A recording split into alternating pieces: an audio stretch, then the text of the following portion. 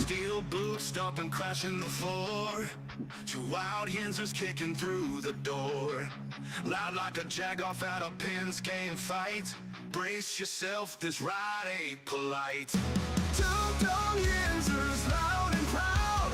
Heads in the clouds, voices in the crowd. Chaos brewing, they don't play nice. Hold on to your iron and grab your prime anti-slice.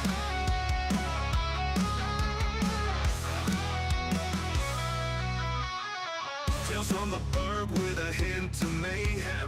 Pierogi powered, nothing can constrain them. Knocking back stories like an icy cold brew. You never know what these two might spew. Two dumb yinzers, loud and proud. Heads in the clouds, voices in the crowd. Chaos brewing, they don't play nice. Hold on. Yeah. Boy, it's nice to have Derpy back. Good morning, everybody. Good morning. Welcome back to the show. This is episode 726 of the Two Dumb Yinzers. Good morning. Welcome back, everybody. Welcome back. Welcome back. Welcome back. Tuesday, everybody. Welcome back to the Tuesday installment of the show. Derpy's back in the house. Beep. Mike in the house, of course. Good morning, everybody. Good morning. What is up? Not too much, my man. Welcome and good morning to you, Richard. What up, Rich? I want to start off by a dream that I had. And no. I mentioned a dream that I had yesterday, too. So I don't know. You know what it is? I've been taking NyQuil to help me sleep. Oh, God. Oh, God. So the dreams are like, they're insane. But I had this dream that this is 100% true, I swear. You, Mike, myself, and Derpy were actually in the hometown that I grew up in. And we were downtown, and we were all intoxicated. Well, you and I were both intoxicated. Yeah, and Derpy, that sounds about right. And Derpy wasn't. But then after this, we had to leave. So in the dream, we talked Derpy into driving. And when we did, we started to pull out, and he's like freaking out. Yeah. You know, when we're intoxicated, so we're encouraging everything that it probably shouldn't be happening. Yeah. Yo, what up, Kyler Haas? Good to see you, What brother. up, brother? So Derpy starts to drive, and as soon as he's pulling out of the gas station, and like I said, this is it was very, very vivid, right in the downtown area where I grew up. And Derpy starts to pull up. Good morning, Jen. Good morning, Jen on the board. And as Derpy starts to pull out, a cop comes down the road, and they are literally right behind us. Now, when he pulled out, you had to turn kind of right, and then there was a red light, so it was red. So Derpy stopped, and sure as shit, a fucking police van pulls up behind, and we are all freaking out, man. We're freaking out, and we're all like, "Don't stare, don't look back, don't stare, don't bring any attention to ourselves." And I kid you not, once that light turned red, and we're all watching this police car, we're trying to see what it is. So it was getting ready to turn left, and we were all excited about that. But as soon as it went to turn left, guys, Derpy went to make the right. Oh, no. And I don't know how many people he hit, but at least one person, and there was other things flying through the air over the front of the car. He went to make the turn, didn't look in the crosswalk, and he hit somebody. And I don't know who it was. I don't know if it was an older or younger person, but they went rolling over the front hood of the car. And there was, like I said, there was other things flying. It could have been other people, could have been a littler person. I don't know. But it was just so bizarre and so weird. And it was a NyQuil dream. I appreciate it, Jen. And it was just so insanely real. And I thought, oh my God, Derpy just fucking hit somebody. I like it. You sure it wasn't playing Mario Kart? You know what? It was like you were playing Mario Kart.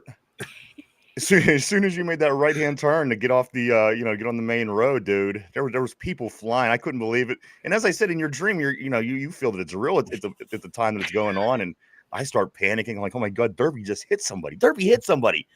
And it was your car, Mike. And it was just a whole disaster. You know what? For a dream, I could see this happening in real life. You're right. You get to a certain point when you're drinking, you're like, fuck it, that sounds like a good idea. Let's roll. And I would have to consume a lot to let Derpy drive, and I'd have to consume a lot more to let him drive my car. So this story tracks. It'd be like a typical weekend for me. Yeah, So, yeah.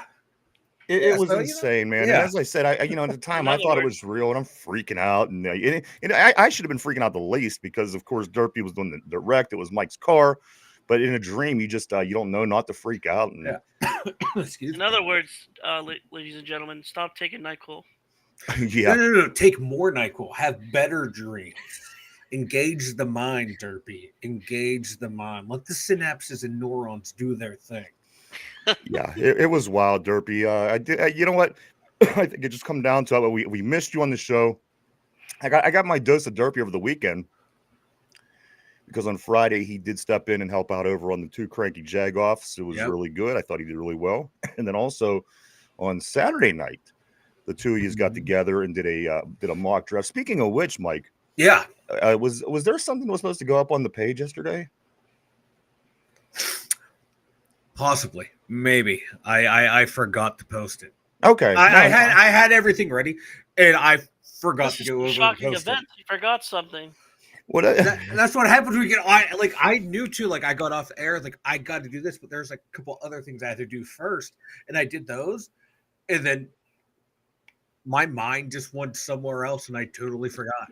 That's all good. Here today, and I'm like at the computer, like something eating me in the back of the head, my mind, and then as soon as you brought it up, I was like, ah, shit, that's what it was. You know what? It's all good. I don't really. I went over there to check something yesterday, and I noticed, but it didn't even really dawn on me because until you had mentioned something on the show. You had said I'll be putting this up today, and then afterwards I was over there messing around doing some things, and I realized that it wasn't up. So I just wanted to make sure I brought that up, because I can't wait to see it, Mike. Richard. Let's see what's going on the board. Boys. Jen says she got Derpy's bail money.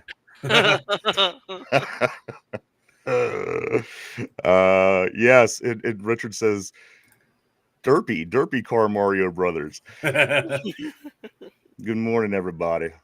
Good morning to Yinzers at It's home. an exciting week. You know why? Yinzers afar. Why is this an exciting week, Derpy? WrestleMania's week, baby. Yes, they were getting on the board yesterday. They were talking a little bit about that. There's all kind of things going on this weekend. You got WrestleMania. You got Easter. I think this is Easter, right? Easter? Yep. 420. Then you also have 420, which should become the designated smoking holiday because St. Patrick's Day is kind of the designated drinking holiday. Yeah. I think Easter should be the designated smoking holiday because it's very convenient. Kids have candy for you to steal right out of their baskets. You don't even have to, you know what I mean? It's right. You just take what you want from those little ungrateful bastards. I like it.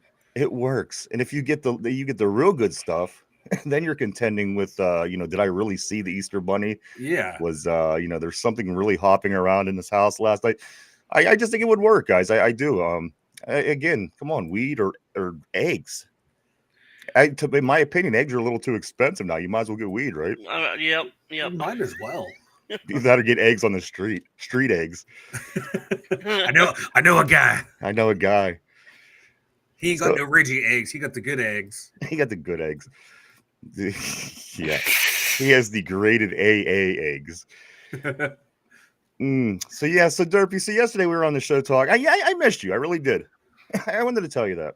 I got to tell you both guys. I'm going to probably be a little less rough on everybody because now that we do have the systems fixed here, it's a studio. It's like night and day. I think that's what put me in the bad. That put me in a bad mood all the time. Things. I'll tell you later. I don't know. Like settings or something? No, it was a whole computer. The whole computer shit the bed last Wednesday. The computer shit the bed. It died. It died. It died. And you weren't here, Derpy. So therefore, I came to the conclusion that it was your fault. Oh yeah. I know. I blame the voodoo doll in the back right there for you. I know. Mm-hmm. It's a voodoo doll. It's a dummy. It's not a voodoo. It's a voodoo doll, Mike. It's a voodoo doll. And what's that other thing next to? Is that an Easter basket? What's going on to its right, to our left? What is that? That black is that a handle? This right here? Or something? Black magic? It's sand art. Is it a frisbee? Oh, I see. Turn it upside down. It does its thing. It makes a new design. It's calming to watch. Well, I have to deal with you two, so I got to flip it over every 5 minutes after I get off the show for the next hour. Look at what you got going on back here. What's going on back here? I got Is that the finished product? Am I looking at the am I looking at the finished product of your studio? Masterpiece. Or No. is goodness. there okay, there's still a lot There's still a lot more to go. There's still a lot more coming from Temu. I okay. mean from Amazon. I'm not cheap. That's actually that's actually a lot better than I was thinking. I thought that you were done, but you know what? All Oh right. God, no! There's a lot more to go, bro. This is a work in progress. Oh man. Wait until the wigs show up. The wig. The wigs, Oh no. multiple. WrestleMania yeet, Yeet. which in Pittsburgh, that is just a Pittsburgh way of saying, did you eat? Jeet Jeet yet? Jeet yet? So maybe that's why he was out there jeeting all day on Pat McAfee's show last week. He was just hungry. Jeeting I and, didn't even we didn't even get to talk about that. yeah, I know he did. Maybe we'll talk a little bit more about that a little later, because you're right, Derby. Because of the computer net, we didn't really get into that, but we will. I actually have notes from that day, and we won't let them go in vain. Oh, what else, Derpy? Here's one for you guys. Did anybody see Katy Perry go to space yesterday? Yes. They literally went to Waste of money. the lower atmosphere. Yeah, They were in space somewhere between 4 and 11 minutes. I don't know what it was. yeah. But Katy Perry comes back down to the ground and starts kissing the ground. I don't know. What, Waste of money. yeah.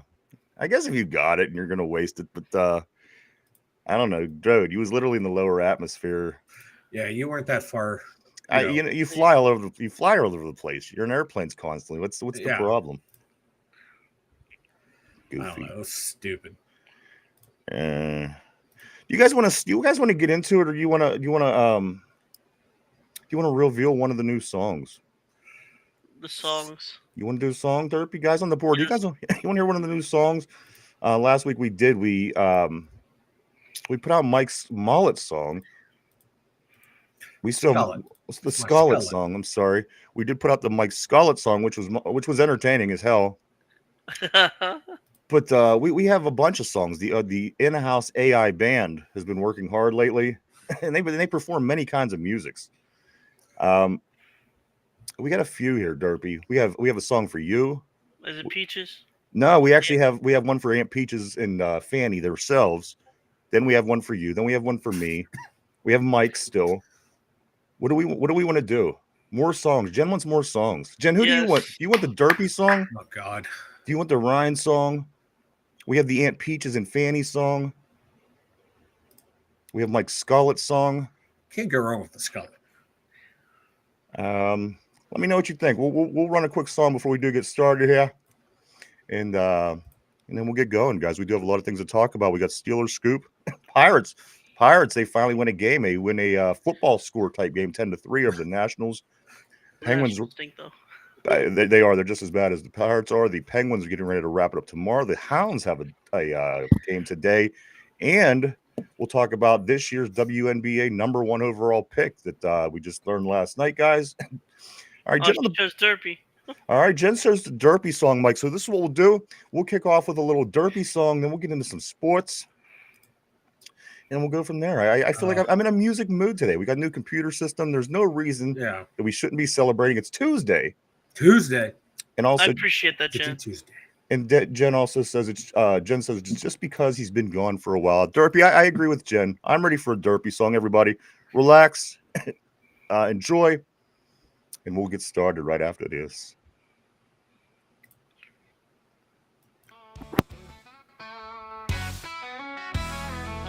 No. Ohio, where the winds don't sleep. Derpy's a mystery. He's in too deep. Face never shown, just a shadow's grin. Enigma like bourbon with a punch of sin. Oh, Derpy, you're the talk of the town. Steelers jersey on, never backs down. Smoke detector singing its own tune. Beeping for 2 years under that same old moon. That's actually pretty good. That's actually pretty good. Boy, Superman at the Comic-Con. Cape flapping like thunder till the break of dawn. On 2 dung yinsers, he's solid gold. Tales of Derpy man, they never get old. Oh, Derpy, you're the talk of the town. its own old tune, beeping for 2 years under that same old moon. Oh, he's Superman from across state lines, Steelers in his heart, yeah, his soul aligns. Ohio born, but Pittsburgh son, Durfee runs wild, he's a loaded fun gun. A ghost in the night with a laugh so sly, nobody knows if that's truth or lie. The beep beep goes the smoke alarm song, and Derby's world has been beeping too long. Oh, Derby of the talk of the town. This is great. Steelers jersey on, never backs down. Smoke detector Where'd you get singing this its one own from? old tune, beeping for Same app? 2 years under that same Yeah. old moon. For 2 years under that same old moon. This is better than my intro, Mike.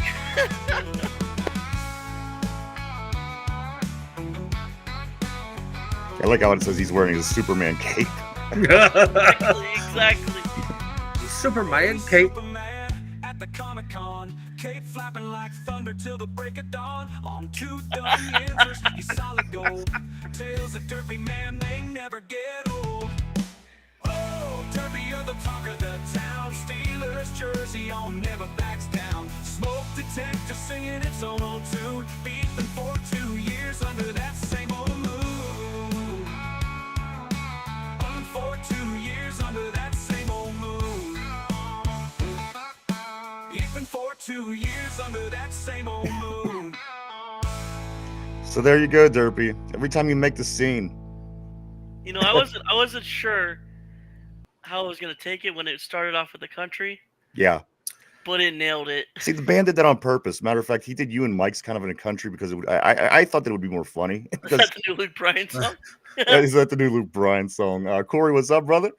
Jen says she loved it. She says, what did Jen say? Jen says, I love it. Derpy's the talk of the town. Nailed it. Yes, it did. I like it. It has a whole bunch of, it has a little bit of everything. Derpy's, what his Superman cape. That's part of, it makes all, there's a little bit in each Fire of these alarm. songs that really make me laugh. The fire alarm, the Superman cape, It's a beep beep. his being anonymous. It really covers a lot, guys. But there you go. That's the Derpy song, everybody. We'll play more as the show goes on. We do have, again, the in-house AI band really throwing a lot together. I promise there's no more country. I promise. Let's do a move on, everybody. Here we go. Ooh. An insider confirms that the Steelers and Shedeur Sanders absolutely have a mutual interest. Mike, Yes. this is happening to put a dagger in my heart, and here's why. I didn't like the idea of Shedeur Sanders, and then I do now. Right. He had a good meeting. There's a lot of positive that came out of this meeting, from what I understand. A lot of good things, and now I'm kind of gaining interest. And now I'm really, it's starting to hit me that Shedeur Sanders isn't going to be there at 21. Come on, and there's just too many teams ahead of us. Yeah. That need their starting franchise quarterback. And now, as we said, with Derek Carr going to be out in the Saints, they need a guy. The Giants, the Browns. There's about 5 teams. So again, it's kind of I'm trying not to get pulled into this, Mike. But there's just been so much Shedeur Sanders talk lately.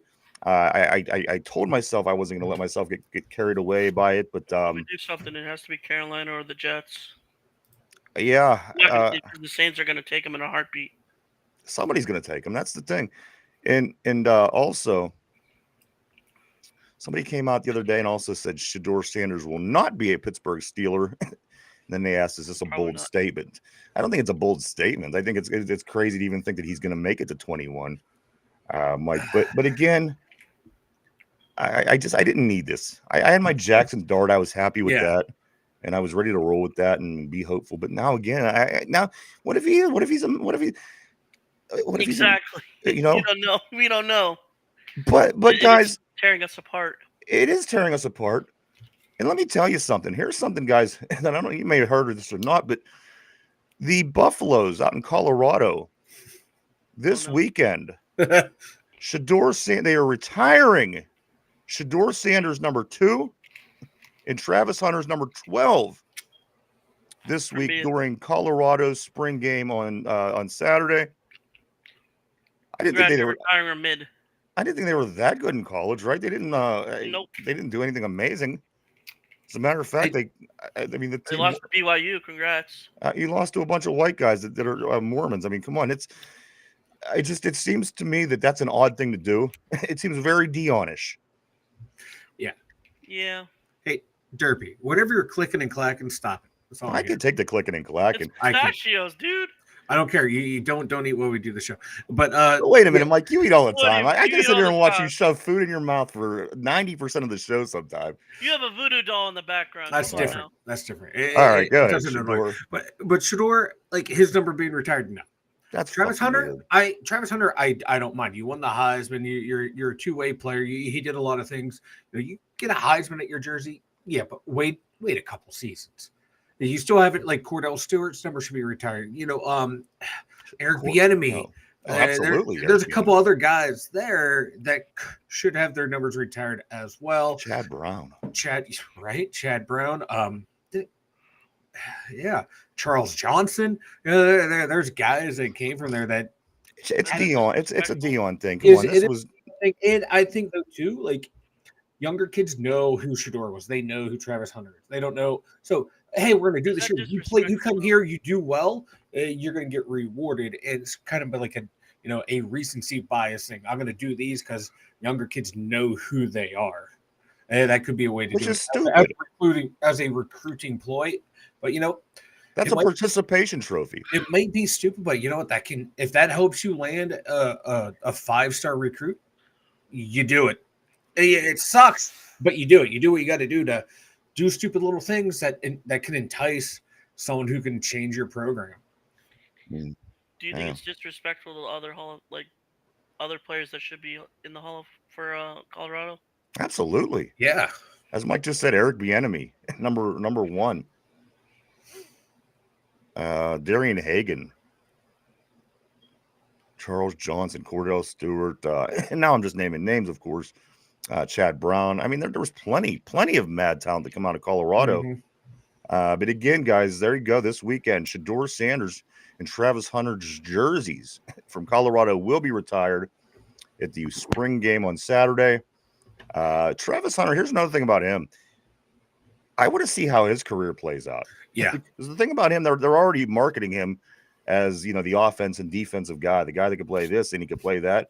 That's a hard thing to do. I mean, to see make the jump into the NFL and continue to do what he did in Colorado and be successful at it. I mean, that's going to be especially depending on what team he goes to. If he goes to a Here's the bad thing, team, Ryan. it's not going to be that easy. Here's the Yeah. thing, Ryan. He's in position to go to the 2 worst teams ever. And that's what I'm saying. And like with him, like Steve Smith was at his pro day, and he was like, I see why he wants to do both, but the NFL doesn't pay, a jack of all trades a lot of money. They pay a master of their craft all of the money. You have to pick a position if you want to maximize what you are. If you want to be the best corner in the league, you got to just hone that craft. If you want to be the best receiver in the league, you have to hone that craft. You have to pick one and specialize on it, and then find the time to work on the other ones to keep developing those skills. But you won't be the best at it. You can be serviceable at it, but you're going up against the best of the best in college. I don't care whether the Big 12 and the Mountain West, the SEC. If you're an elite talent, you can do that. You can play both ways and get away with this athletic ability. We'll sure find out, Mike. But once you get to the pros, now you're up against the best of the best. You got to be honing that position craft constantly. And how is he going to be able to split time to train both positions? That's going to be the thing. If he can do it, I'm all for it. I want to see it. I want to see, athletic freaks do what they can do. But he has the mindset for it. But I just don't know if there's enough time for him to train both positions to be the best. You realize how difficult it is to do that and do that well. I mean, with the exception of Charles Johnson, Deion Sanders, a couple other guys, almost 40 years of watching football for me, this just is not done often. So, I mean, he certainly has to be beyond exceptional and be able to be productive. And again, probably for a bad team. And, he needs to be able to do the same thing he did in college.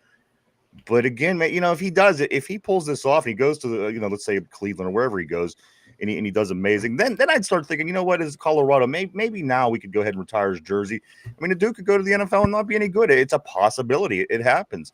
The best college football quarterback ever, some argues, is Tim Tebow, wasn't good enough to play anything in the NFL. So again, there's a lot. That's why they play the game. But there you go, guys. This weekend, Shedeur Sanders and Travis Hunter's jersey numbers will be retired. I at tell the you Saturday what, scrimmage. how many other university retires numbers that no one talks about?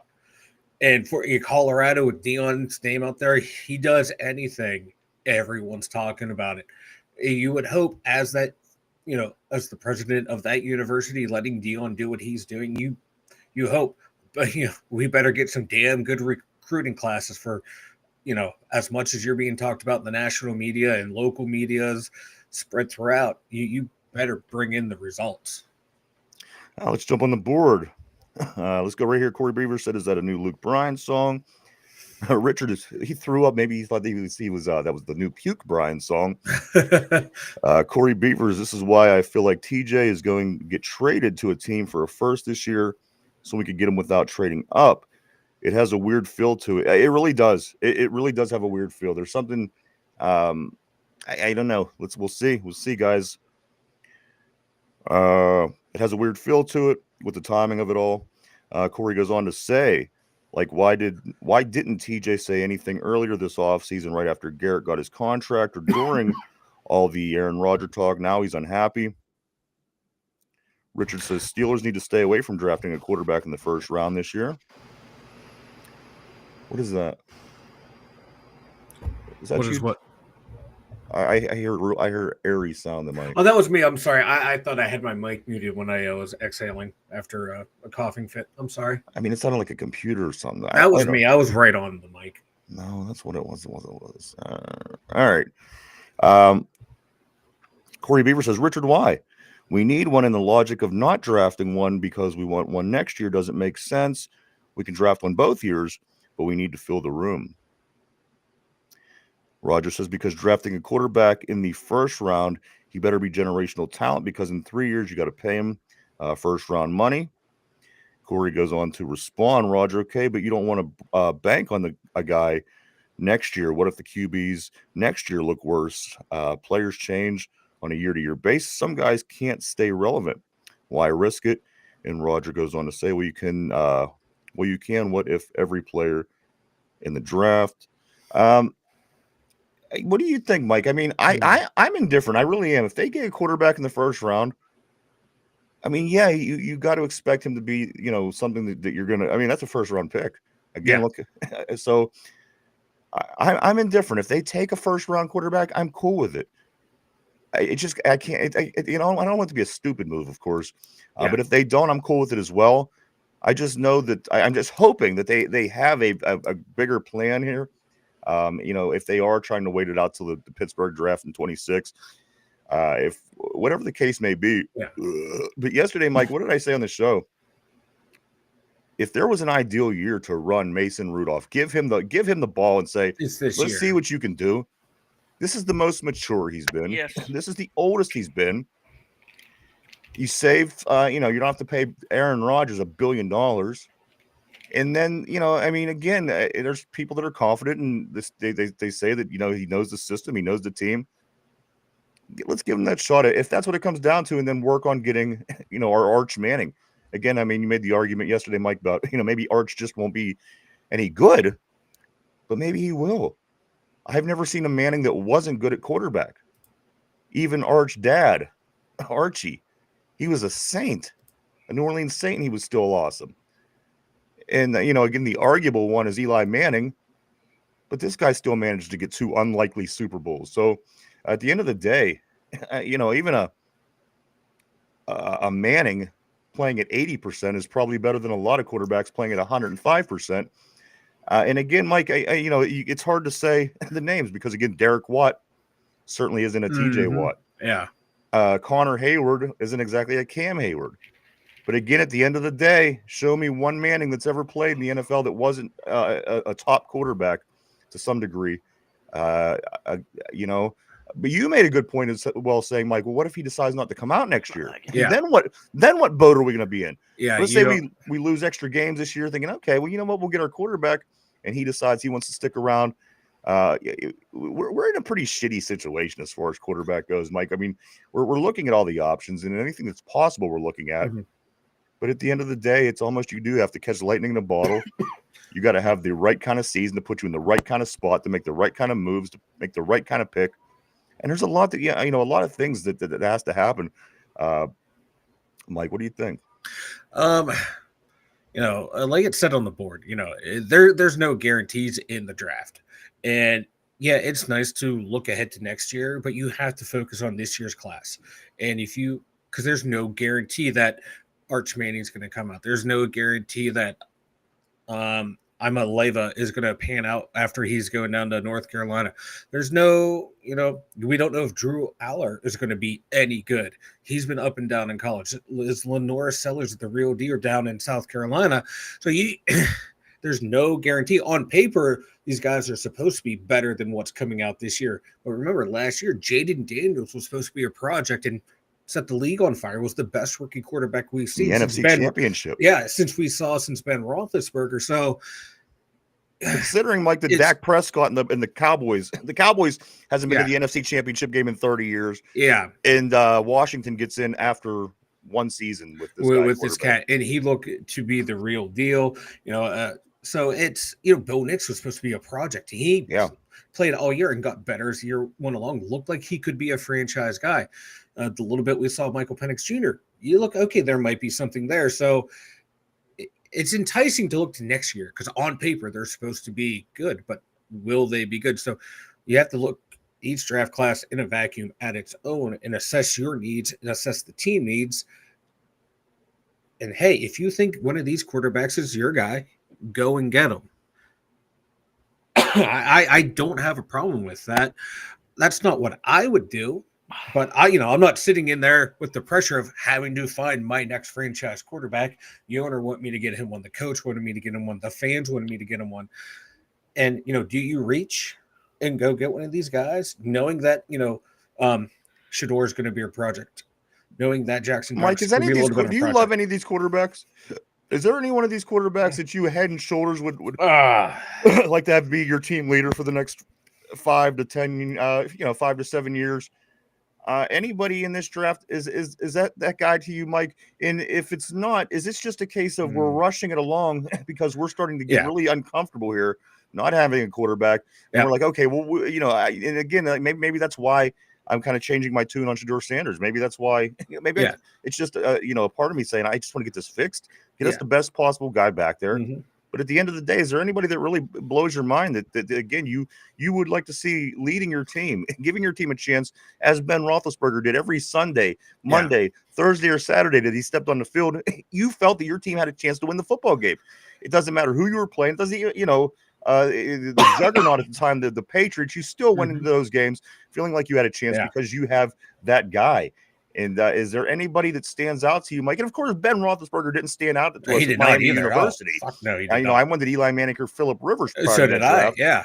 So is there anybody, Derpy, yourself included, and everybody on the board, is there anybody that you feel that you would love to just wake up every Sunday for the next 5 to 7 years and saying, you know what, I am so glad we got this guy, and and he becomes that guy? Does anybody in this draft do that for anybody?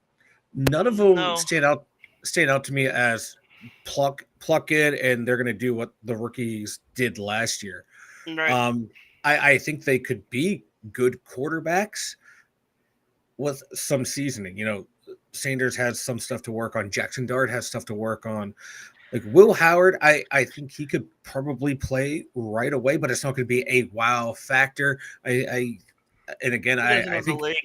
think he's going to be, but he has the want to make plays with his leg needed to get those yards, those scrappy yards. Same thing with Shador. Shador's not a great runner, but he'll do it if he needs to. The one that, my God, I could see he's a boom or bust is Jalen Milroe. He has the potential to be the next. I don't know, man. He has the potential to be either the next Lamar Jackson or the next Ryan Leaf, Jamarcus Russell type bust. And if you would get him in like the 5th round and send him on your bench for 2 years, and if you get something out of him, great. If not a wasted pick because he has athletic ability. Maybe try him out at wide receiver or running back. But none of them are like, oh, that's my guy. Outside of maybe Cam Ward, I think Cam Ward has the potential to be a top 15 quarterback. All right, let's get back into some of these messages, guys. P, what's up, my man? What up, P? P Morton says Steelers trying to clear the cap. Mark Malone with his 4,200 yards, 35 touchdowns upcoming. We know that that narrative, Mike. He always comes with that. I think Mason Rudolph is who he's talking about. Richard said, Roger nailed my point. Your first round pick should be a great pick, not a shot in a dark pick. Pretty much going along with, yeah, exactly. What's what we're saying as well. P also says Eli wasn't that good. He wasn't. And even Denver's defense, certainly helped a lot in that Peyton Manning Super Bowl. But at the end of the day, I mean, these guys they find ways to get in. They're winners. There's just people that are winners. I haven't seen anything again about the only thing that wasn't a winner about Arch Manning is he wasn't a champion. He was still good as hell. People talk about the skills of this quarterback, Archie. And again, Eli, I feel comfortable with Peyton Manning walking up to the line, the confidence, the leadership, the know-how to lead my team. Eli, not so much, but again, I mean, I don't think it's going to be like taking Bronny James because of the last name. I think that Arch Manning would hopefully, again, I'm going off of pure speculation, but I would think that he should be successful in the league. And I think if you're picking a rookie based off what you know, you're going to see what you know, but you're also going to see the genes in the guy as well. And when they look at all that stuff and they look at like what your parents do for a living, I mean, these teams look at everything. I just think that Arch is going to be a hard quarterback to pass next year. Whether that be the way we go or not, I don't know. But let's go on. Corey Beaver says we won't ever be bad enough to draft a Manning. If he goes up being as good as we think that he might be, he will either go first overall or won't be worth drafting. Mark Malone says I'm liking Howard more and more. Look at the games he played in the playoffs and the national champion. Was Howard? Is he a system guy or was he really all that? Could somebody enlighten me a little bit on this on Howard? I'm not a big Howard guy. Derpy, you'd be the person to talk to. Well, he's probably a system guy. And I think that's the last thing you want when you're drafting a quarterback, right? I mean, you don't. Because all we did was pay him. All we did was pay him, and he delivered. But I mean, he's not. I don't think he's as talented as the quarterbacks that we've recently had in a few years. Okay. Like it doesn't hurt when you have multiple potential first round wide receivers, running backs, that should go in the top of the second round. He ran like a system quarterback is not a bad thing. You think about it, Tom Brady was a system quarterback. That system was designed for Tom Brady's strength. Early on, it was throwing that deep ball. Later on in the career, it's those quick, short passing. That the system quarterback that's not a negative. It's just you get a system that works for you. You get guys that can only run a West Coast offense. You put them in that system, and they light it up. And you got someone like Big Ben. No matter what system you put him in, he's going to make it work. He really didn't need a system. So system quarterback is not a negative connotation, but it's like you have to have the right system for it. Do you have the personnel for it? Do you have the coaching for that system to fit that quarterback? What if what if you come up and the system works for you and, at the end of the season, somebody hires your offensive coordinator and change, that's the problem. You got to be versatile. You got to be, again, these are the top 32 best jobs on the planet. I mean, if you're an NFL quarterback, so, I mean, you and 31 other guys are the only ones that's holding these spots. I'm sorry, Derpy. Go ahead, man. I'll say this. If he's there in the third, like with our third round pick, I wouldn't mind it.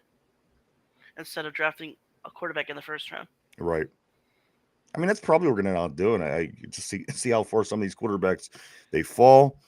Richard says, I agree the Steelers should draft a quarterback, but not in the first round. Yinzer Joe, what's up, brother? Yinzer Joe says, hey, Yinzers.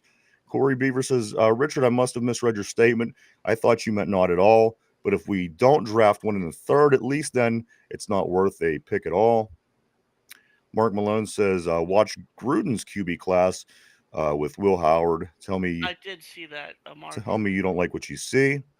I will have to check that out. You seen that, Derpy? I've seen a little bit of it. Yinzer Joe says, okay, the only quarterback he likes in this year's draft is Ward. The other ones are average at best, not worth it. If we want an average, start Rudolph. Yeah, I guess, I think that it's a complicated situation. You're trying to get your QB of the future while trying to, handle this Band-Aid situation. Mm-hmm. So it's not an easy situation. I acknowledge that. Here we go. P says Shador is accurate and not afraid to stay in the pocket to make throws. Steelers could do worse. Like I said, he's growing on me. I think right now if he came to the Steelers, but the more I think about it, the more I realize he's not going to come to the Steelers. It's not going to happen. This dude's not going to drop. He's just not going to drop the 21. You're not going to either be 1 or 21, right? You'd think that he would go somewhere before 21 if he's considered to be a top overall. I don't know for sure, but that's just kind of the way that seems to me.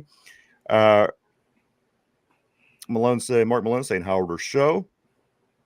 He goes on to say Ward, Sanders, Milroe are all busts. I would take Howard over Show. Howard over Show. Okay. Show is he the dude from Louisville? Yeah. He's Okay. the 20s. He'll be 26 by the time the draft rolls around or the season starts. But he's kind of like size-wise, he's kind of like Josh Allen. Okay. P says Shador got hella hit mileage though already. Corey says, Mark, I'm not impressed with Show. He's KP 2.0. P goes on to say, not picking a third-generation rich kid in the first round. Sorry. That's understandable. That's like, hey, he'd fit in with the third-generation rich kid owner we got. Yeah. And I get that. Listen, I understand that. I get that. But at the end of the day, pass on a Manning and watch it come back to hurt us for a decade. That's what I ultimately think. Just because, again, he's gonna win. There's just people that are winners. I can't explain it. Mark Malone says, if by system you mean pro system, yes, he's not a high school RPO system guy. System QB is defined by limited QBs. P goes on to say Ben's system was being a freaking tank. Honestly, yeah. I mean, Ben, but the thing, Ben could pull it off. He played out backyard football for almost 20 years, and he's landed in the top 10 of all time quarterbacks. This is what I'm talking about. Somebody who's a freak that could kind of just play by the beat of their own drum. That's what you ultimately want, like Ben. That's what I want, but Mark Malone says Howard is the least system guy coming out of this year, besides Show maybe. Mark Malone says Sanders. Now that is a system quarterback along with Ward and Milroe. And then he finishes up by saying all 6'1" guys that will have to roll out and cut the field in half. Yinzer Joe says I'm not putting a rookie Sanders behind the O line. He's accurate, but he holds on to the ball too much, like the NCAA and do sacks. Not only that, he has no arm strength. I mean, give me the story on Shador. Give me a little bit more. I mean, I'm trying to learn a little bit more about him. And some people's telling me that he has a strong arm. Other people are telling me that he doesn't have a strong arm. Some people are telling me that he moves well. Other people are telling me that he stays in the pocket too long. Is there anybody that could give me a thorough assessment of what this guy can possibly do? And again, if he would have played in the SEC or if he would have played in the Big Ten, I think you would have a better answer. Almost like with Genty. I mean, this kid should be a really, really high pick in the NFL draft this year. This running back, he did what he did at Boise. But again, I would have liked to really see that in the SEC or the Big Ten. Then I think you get a better assessment of the guy. So is there anybody that Mike or Derpy? I mean, could you really give me the scoop on Shador Sanders? Don't give me the fluff. Yeah. I don't want to know what the people are saying. Yeah. But give me give me shit, man. Give me the truth. Drop the knowledge on Shador Sanders, if you will. Shador, yeah, he will sit in the pocket. He will look to make plays, but he also does roll out. He looks to, once that pocket breaks down, because that O line was atrocious out there. Yeah. And you're right-handed quarterback, you're going to roll right. and but he scans the whole field, but he looks for that, he doesn't want to give up on the play, find his guy. The arm strength, the hash marks in college are so much wider than the pros, and he may have struggled from that hash to the sideline in college, but he's going to be so much closer, and he throws with good anticipation of where his receiver should be. So that will help with the arm strength, but he's not going to be Jaden Daniels or Josh Allen throwing the ball 70 yards downfield. You really don't have to do that a whole lot. As long as you can hit that 45, 50-yard pass and get it on time with a catchable ball, he can do that. Now, he needs to work on not, when he rolls out, he needs to cut down on that, that Kenny Pickett blindside roll. Really, that's what gets you drafted in the first round anymore. Apparently, I mean, apparently, yeah. Why are these first round quarterbacks doing the weird reverse roll out right into the defensive tackle? You're able to do it in college, so you think you can do it in the pros. You get a hit a couple times. It should teach you not to do that. He says young Ben never got tackled by the secondary blitz. Ain't that the truth? I mean, if you think of a safety coming in or a corner on a corner blitz, Ben never went down. It was either a sidestep or a fake pump. I mean, the dude, man, do I miss Ben. Man, do I miss Ben. This must be how the people felt that lived through the 70s felt in the 80s when all the greats were starting to leave the team. We went through that with some of the greatest people at their position, with Troy Polamalu and Ben Bettis, and even arguably to Hines Ward. I mean, can you imagine after the 70s winning 4 Super Bowls, going through that 80s decade with losing guys every year? So we have that with Ben. I can imagine what they went through. Lucky I was shitting myself in the late 70s as a baby, but must have been similar. I have all the quarterbacks listed from Bradshaw to Ben. You want to read them off real quick? Not right this second. Okay. That could be a while. It's a who's who of yeah. Oh Christ. Corey Beaver says, I wouldn't be surprised if we draft Sanders. We end up with a 4-13 record. Then Tomlin is the first coach in Steelers history to get fired. Then we end up with Sanders as our next. It's Deion Sanders as our next head coach. Good Lord. What a day in Pittsburgh that would be if that ends up being the results. Because it's just that would be the most un-Steeler-like thing I could possibly imagine. But you know what, guys? Time and life moves on and things change. Wouldn't that be weird if Deion Sanders was our next head coach? Hey, like Mark Malone said yesterday, the offseason is no time. I forget the direct quote was like, the offseason is no time for logic. Yeah. Yes, yeah. That's what makes these talks fun. The best part is though, like this drafts, we'll grade them. I grade them as they happen in the day after. You don't know how good they are till like 3 years, maybe 4 years down the line, how good the drafts really were. Let me go to P here. He tried to give me up to date on Shador. He said Shador has a 30-year-old. Shador has a 30-year-old Tom Brady arm strength. He isn't throwing 60-yard darts like young Rodgers. But he ain't throwing 30-yard ducks like Eli. Yinja Joe says, why do franchises draft kids because of their daddy's name?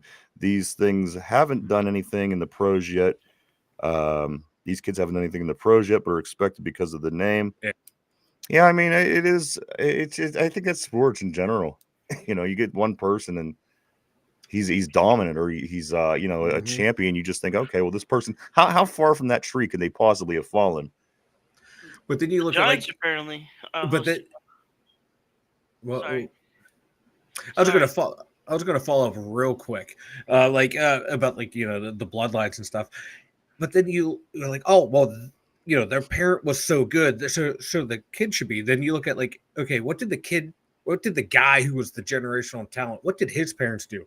Oh, they were an accountant. The mother was, a nurse or a doctor. No athletic ability between them at all. And then all of a sudden you get the generational talent. So looking at bloodlines, it can help, but it shouldn't be the be all end all. But in this situation, Grandpa was a great quarterback. Yeah. 2 uncles, great quarterback. I'm just saying, I watched the guy's career play out. I just hope that it doesn't come back to bite us if that's not the route that we're able to take. Of course, Mark Malone goes on to say 2 things. Bubby Brister, Neil O'Donnell, Tommy Maddox weren't bad. Of course, O'Donnell completely boned us in the Super Bowl. Maddox sucked after he got paralyzed for a few. Yeah, he sure did. Yeah, go ahead, Derpy. Apparently the Giants are working out Sanders on Yeah. Thursday, and then I guess we have visitors today for the Steelers. They're working out Trevion Henderson and running back R.J. Harvey. All right, guys. Well, you know what, Derpy? We are. I mean, come on. The draft is just a little over a week I don't know away. what they're gonna do. I really don't. This is like You're right. This is one of the years, Mike. I truly don't know what we're gonna do early, what we're gonna do in the first round. We don't have a second round pick, which that's is what I was thinking. Maybe we trade back. Maybe I don't maybe like. It's our second round pick. there's gonna. You know what? Who knows? We don't know. Roger Murray says, but the only instance of that happening was with LeBron. These guys can play. If they couldn't, they would have not even played in college. He says the Steelers' offensive line has been an accessory to murder for quite a few quarterbacks over the decades. And in theory, this should be a better offensive line because again, Mike, two rookies that started in their rookie season, got thrown to the Wolves. You know, you start two guys. You start in a rookie season. Your sophomore year should be a little bit better, I would think. Yeah. Not the case for Broderick Jones for whatever reason. No. But with the two guys that ended up starting last year, and then the veteran, you got Ciamalo. Again, Mike, you are talking about he's probably on the last leg of his career, which is fine for what it is. And then Broderick, and then Fatanu. We haven't got to see Fatanu. So in theory, this what we've been doing for 3 drafts now, building this offensive line. At some point, Mike, we have to see it take shape, and if it doesn't, and then we got to say, you know what, these aren't the guys we're looking for. But it's still early on. That's why I say give Mason. I wouldn't have a problem. With Mason Rudolph running the team this year. But let's just say the line is less than stellar. They're still growing. And you know what? If Mason Rudolph gets hit, he's not going to be your quarterback of the future. So, I mean, that's not a concern. Yeah. But, Mike, is this offensive line, how much improved is it going to be? And, again, you got rid of all the depth. All the depth that we had in that offensive line basically is gone. Anybody that has experience, with Daniels and, that whole crew, everybody, even nasty Nate Herbig, he was the starting center last year. If it wasn't for his injury, Frazier, wouldn't have got the opportunity he got. So all the depth that we had in the offensive line has been depleted, which tells me they are confident with what we have going on on the front line. This is what we have, and they're confident, and we're willing to give everybody else away. Not have depth because we trust these 5 guys. They're going to get depth. They're going to build that. You don't know who's going to be coming or going, but are we that comfortable? We're talking franchise quarterback here, guys. We're talking about guys we want to be our guy for the next 10 years. Is this offensive line, is it feasible to make something like this happen with what we're working with? Or is it just more ideal? Let's just run Mason, see how the chips fall, and hope it puts us in a better position next year. That's why I'm not a big fan of getting the quarterback this year personally. You build out the roster like they did before Ben arrived. Just keep building the roster. Keep cycling through quarterbacks till you hit your guy. And so that way they're plug and play, ready to go. It's like dummy proof. And that's why I want to see offensive linemen, defensive linemen, maybe a wide receiver and a running back drafted in this draft. Build those positions along both lines and get skill position players on offense. That way, so when you do get your guy, they're good to go. Or you never know. Mason could be a serviceable quarterback for this year, next year, and then you find your guy later on down the line. But build the offensive line depth. There's some good tackles, some good guards that you should be able to get in the 4th, 5th round. That could be like Abe Mason, McCormick type, player to be like, hey, if someone goes down, they're not going to be polished, but my God, they're going to be athletic and aggressive and ready to go. To where, you might see a little step back, but oh my God, the future there will look good. So if Ciamalo goes down or Broderick Jones goes down, you have 2 guys in place that like, okay, hey, we can move on from Ciamalo being old, Broderick Jones not panning out. Good. We got the 2 guys behind him. So there's a couple guys in the draft that they should be looking at to make those type of draft picks to where to fortify that offensive line, and don't just rely on Spencer Anderson and Ryan McCollum as your two interior guys. Like Spencer's serviceable, but he's not a long-term starter. He's a good backup to have, which you need. But yeah, I would like to have someone in heir apparent to Sayamalu. Kind of like we did last year with McCormick, the heir apparent to James Daniels. Let's start right here. Mark Malone says might be able to trade back twice, take Howard, Caleb Johnson, and the defensive lineman. Roger says yes, but can't compare Brawny to Manning. Manning has balled in Texas, and some even wanted him to start. He said second-round draft picks in the NBA rarely get out of the G League for long. Wait, so Manning didn't even start? Mark Malone goes on to say, we're getting a core build-up on offense. DK, GP, Fry, Frazier, McCormick, Fatanu, rookie running back, all locked up for the long term. So yeah, I mean, come on, we all want the best, guys. We want this team to improve. But this is we're living. This is the late '90s and the '80s again, guys. The older people in this room know exactly what we're talking about. It's frustrating. You're going into a season knowing that you have listen, and I'm not saying we don't have a chance, but I'm going into a season knowing your team doesn't have a chance to compete. It's a defeating feeling because we love our football here. We love our Steelers, and that's all we want to do is just get in there, be competitive, and then win and give ourselves a chance to win a championship. And it's hard. It's hard to get back in that boat, guys. So we're trying to get back there again, as we did in the '80s. Then, you know what was weird? In the '80s, it was sour, and then they fixed it with a new coach. Bill Cowher started getting a little sour there for a while in the late '90s. I know he did go to the Super Bowl after that, and then we did go to the new coach. You know, and as we said, some people may argue, is it time? Is it time? A guy that's done nothing but got you at least 500 or better in every year of his career, is it even should that even be a thought in people's mind? But if you're not winning the important games, what's the difference? What's it matter? You're getting the same results at the end of the year. You're finishing with the same results as the Cleveland Browns. When you're looking in the history books 100 years from now, you're not going to know nothing beside the fact that the Steelers didn't win this year and the Browns didn't win this year. So that be what it be, guys. Let's get a little bit into this Aaron Rodgers for just a couple minutes. So Aaron Rodgers, Ryan Clark comes out, of course, the former safety for the Steelers. He makes the comment talking about the scorching of the Pittsburgh Steelers, getting scorched in this pursuit of Aaron Rodgers. Ryan Clark comes out and says, quote, "It just makes me sick how this guy is going to drag us around by our balls." Again, if something's in play, that's fine. But, you know. Like, Aaron Rodgers hasn't said anything. The Steelers really haven't said anything. To me, this is all the talking heads on ESPN, FS1, whatever show need Derpy. What? There, you're muted for a minute so I can get my point across. This feels all media driven. Like, oh, this needs to happen. This needs to happen. This needs to happen. Why isn't this happening? Oh my God, this hasn't happened. No, none of the parties involved have said shit to the media.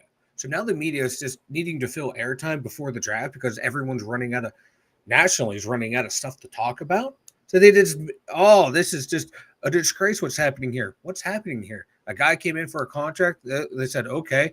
And now we're looking at options throughout the draft of what we can do. We brought in Mason Rudolph saying, yeah, we're comfortable with Mason Rudolph. Like, how is this whole situation? There's no back and forth, no bad blood going on between Aaron Rodgers and the Steelers. There's no saying, oh, we need an answer by this day. Him go, well, I'm not going to do that. I want this guy here. I want that guy here. The Steelers going, oh, hold on. Let us see if we can get that guy. There's none of that going on that anyone knows about. So it's, to me, this feels all national media driven to drive ratings and clicks because there's no smoke coming from Aaron Rodgers' camp or the Steelers' camp. It's just all from the national media. Roger agrees with you. He says, I agree 100%, Mike. Mark it down here first. First time someone agreed with me on the show. Let's see. I agree with Caleb. Yeah, Caleb says leave him alone. Let him eat his potato chips, Mike. Come on. Oh, see, Ryan has nothing to be mad about on the show anymore. So someone has to be the angry person on the show, and I will. I'll take it out on Derpy because I love him. All right, let's go to this guy's GP. Says Sanders has started and won in multiple conferences at this point. Definitely going to need a solid offensive line, though. Again, I would love to see him in the ACC or the SEC or the Big Ten. He played at Jackson State and then in a pretty soft Mountain Conference out west. But I guess you can't go by that. Also, Mark Malone says if we would have had a drunken street bum coaching the team since 07, we would have won more. We would have won 4 more Super Bowls. It just feels like we're chasing a chick with this Aaron Rodgers. It's shameless. But as Mike said, you're not hearing anything from the camp, so maybe it is strewn by the media. What is that? I clicked something on an accident. Okay. That happens. Yinzer Joe says, all I know is if you were a 4 or 5 star recruit coming into Colorado, you should and are expected to turn that college football around. I don't care what your name, what name you carry. Corey says, I think we are all just impatient because there hasn't been much excitement on offense since Ben, so we just want to see someone light it up again, regardless of the holes we have. Richard says, I agree. We are in a quarterback vortex. Sorry. Caleb, quality control, Mike. You gotta pay attention. Caleb's talking. You listen. Roger Murray does agree with you 100%, Mike. P says Steelers fire Tomlin. Jerry is desperate enough to integrate the Cowboys coaching staff in minutes. Yes, Richard. Yes. Do not encourage Derpy, anyone. Please do not. Jen says poor Mason. Mark Malone says Derpy's still jacking with Mike. Richard rocking with. Is that Derpy? What's he doing? Shaking a bag of pistachios. Chip ASMR is not the future. Mike choking Derpy is the ASMR of the future. I liked it better when Derpy said nothing and the smoke alarm did all the fucking talking. that was blissful to me. Can we go back to those 2 years of the beep? Beep. We spent all this time getting Derpy out of his shell, and it finally happens, and I want to strangle him. Hollywood Derpy. He's running 5 different podcasts, thinks he could come on here, eat pistachios. This guy fucking killing me. All right, Mike. I sent a note over to you. While we are talking about Derpy, let's do that real quick, no. Mike. Yeah, Derpy, hold on. Just pull yourself together, would you? Just sit there and be quiet, okay? Let me paint the picture. Derpy, so yesterday we talked about it a little bit, but now that you're here, I wanted to give you a little bit more shit about it. It was great. I tell you what, Hollywood Derpy, I'm loving it. You're doing really great. You did work again on Friday with Finch over there at the 2 Cranky Jagoffs. And then on Saturday, you did the mock draft with Mike. And I'm watching and I'm thinking, this is good. I'm digging. Until you saw who we drafted. And then it gets to the 55-minute mark. And this is when the show goes off the hook. And I gotta be honest with you. It started a little bit early, but Mike, go ahead and play the clip from Saturday night's mock draft show with you and Derpy. Oh no.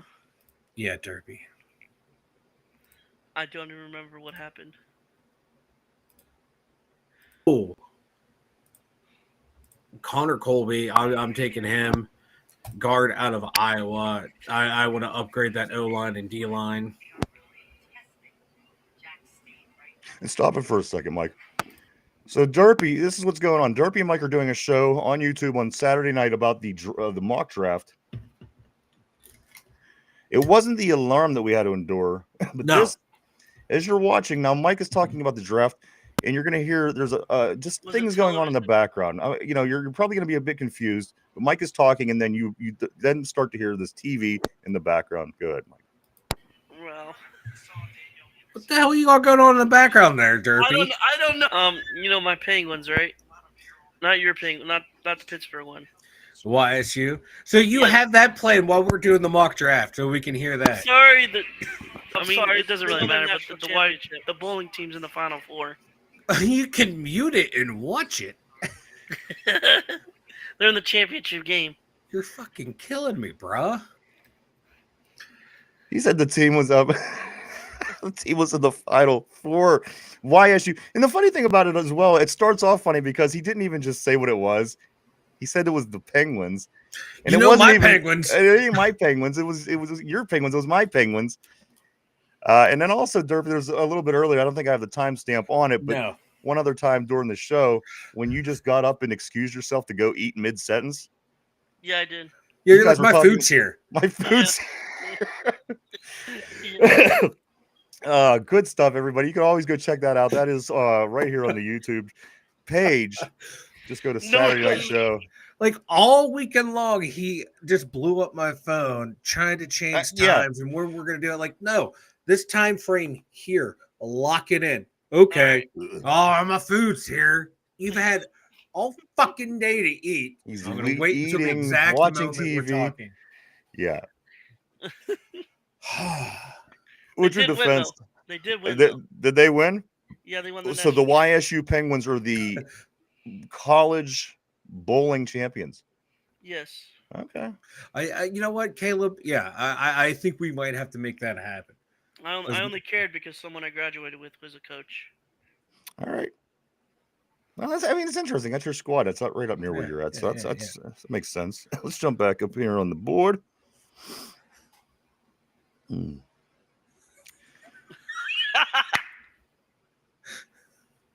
P. P said the Penguins are winning in the Terra Four, though. Not to get political real quick, but I saw people, they made this shirt. It was like a penguin holding a microphone with one hand up saying resist. I was like, Jesus Christ. Mark Millen says, man, I would have sworn the smoke alarm was the joke there towards the end. No. Yeah. No. Look at Caleb's recent comment. I don't see. I you know what? I must not see Caleb's comment. It's invisible to me. No, I don't see it either. Caleb says, "Could I have Derpy's sandwich gift card?" We might. You know what? We might. No. The way Derpy keeps annoying me. No. Mark Malone says, to two dumb yinzers, if he wasn't before the alarm, he surely is now. He's insane. Yinzer Joseph seems to me like Derpy loves to eat and crunch on things during conversations with Mike. Yes, he does. He will sit here in absolute quiet, and then I start to talk, and there's crumble, crumble, crumble, munch, munch, munch. Oh, there's a breaking news story. What's the breaking news, Derpy? Did you say he was eating pistachios? This Division III team that no one's heard of signed some player they never heard of before. Breaking news. Oh, go ahead, Mike. Can you find anything, can you find anything louder to eat? Come on, peanut or nuts and crunching and cracking. Pete Morton says the college bowling / virgin champions. You never know, P. You never know. It might be like band camp and American Pie. Mm. One time at bowling camp, I stuck a pin in my pussy. That ain't what he said or what she said. Yeah, one time at bowling camp, I changed it for the scenario. All right, that's funny, I guess. Oh, Nick Chubb remains unsigned. I'm telling you. See, I think the fact that we are gonna draft a running back, that's why I don't think that we're gonna bring Nick Chubb here. If we were in a little bit of a different position, I think that he would fit in just perfect. But I think what we're doing, guys, I mean, I don't know, Mike. What do you think? If they don't get someone like Marion Hampton, even like Scattaboo, Caleb Johnson, the 2 running backs out of Ohio State. Hopefully, if they do get one of them, it's Trayvon Henderson. If they don't get one of those 3 or 4 guys, look for them to go into the veteran market. If it's not Nick Chubb, look for God, who's the running back from Baltimore that we loved? He was always hurt. Dobbins. Dobbins. J.K. Dobbins. I think, yeah, someone like him or another veteran to come in. Even if they get, I wanted Jones, but he signed somewhere else, I believe. Yeah, Jones re-signed, and I forget there's another pretty good running back out there too that the Steelers could nab after the draft if they don't get one of the 4 or 5 running backs they've looked at. P says probably gets freaky at the bowling alley. Not gonna lie, she is going deep. Richard says, Mike. Now let me ask you this. Yeah. Do you think, again, with this opening things up with the New Orleans Saints, I didn't know that this was a thing with Derek Carr going to be be missing potentially out, yeah, potentially missing next season. So I mean, this kind of puts a bit of a monkey wrench in the clockwork, if you will, just in the Steelers sense that it's not an easy clear cut thing. At 21. You're hearing the good quarterbacks are going to be gone early. You're hearing the other quarterbacks are going to be around in the 3rd round. Now you have I don't know. It's just the Saints kind of complicate things. Like, here we are this time next week. We are going to be getting ready another 2 days. This time next week will only be 2 days off from the draft. We're going to know the answers to all these questions. We might like them, we might love them, we might not like them at all. But guys, the answers, the questions are going to be answered next week, right here, and we're going to talk all about it, guys. We're going to have a WrestleMania weekend. Derpy, are you getting a big WrestleMania? Yep. Are you? Yep, I'm ready for it. All right, party at Derpy's house. He Joe says, how about Gus Edwards, Mike? Ooh. I wouldn't mind Gus Edwards. I forgot he was still out there. He's the one I almost named out of the 2 running backs. I couldn't remember the name. I wouldn't mind him. Yeah. I prefer Dobbins, but with Dobbins, though, you never know if he's going to be healthy or not. Yeah. Right. But with Gainwell, with Jaylen Warren, you might risk it. And then that way you can get rid of Cordell Patterson. And then if, Dobbins gets hurt, okay, you probably have a running back on your practice squad that you can bring up because, I'd be okay with something like that. Gus Edwards or Dobbins, I would like. P says bowling alley is probably right after the local park, bathroom, and truck stop for grinder meetups. Jesus, Pete. Oh, Pete. Oh, God. Oh. I can't. Mike, you guys want to do something? Do you guys want to do something quick and fun? Yes, please. Yes, Let's what we're gonna do, guys. We're gonna do this quick, but we're also gonna do it again in 2 weeks. Okay. 2 weeks from today. And what we're gonna do is we're going to pull up the list of the Steelers. Of course, the schedule is not out. We don't know the times, the dates, things like this. But I want to do a quick. We're going to go through the teams the Steelers play. Kind of give a quick assessment on what we believe is going to happen to each of the games to get an outcome and to have a record, Mike. And then we're going to do it again in 2 weeks after the draft, and we're going to see if the number changes at all by the results of the draft. You understand what I'm saying? Mm-hmm. So pull up this year's scheduled teams, Mike. Again, they're not in the correct order. And what we're going to do is we're just going to real quick, just going to kind of go through and right now, just by feel with what we have. Let's say Mason Rudolph is the starting quarterback, and what we have is what we have. Let's just kind of blow through it, and then we'll see if that changes after the draft, and we'll see if how much of a impact the rookies will make. Again, I mean, we need some plug and play guys, Mike. And again, some of these people will be involved early, and they'll be involved heavily. So let's go through the 17 games real quick, Mike. We're not going to take all day, but let's just kind of fly through them, and get a general idea of what we think if this team right now stepped out on the field in this fall, what the final record would be according to who they play. Mike, let's knock the division teams out right away. does this team go better than 3-3 in the division? They went 3-3 last year. They beat everybody and they lost everybody. Mike, does that change? Let's say the team that we have right now. Mm-hmm. What do we go in the division? Oh, I'm feeling a 3-3 again. I'm thinking less. I'm gonna go 4-2. Oh, interesting. Darby, you're saying less? They'll win less? I'm going 2-4. Okay. Let's see. We're playing the NFC North, guys, which is the Packers, the Vikings, the Lions, and the Bears. 3 of those teams go to the playoffs last year. Detroit, Vikings, Minnesota, Chicago. What do you think we go in that division, Mike? 2-2. 2-2? Mm-hmm. I say 2-2. I say 2-2 in that. Derby, what do you think in the NFC North?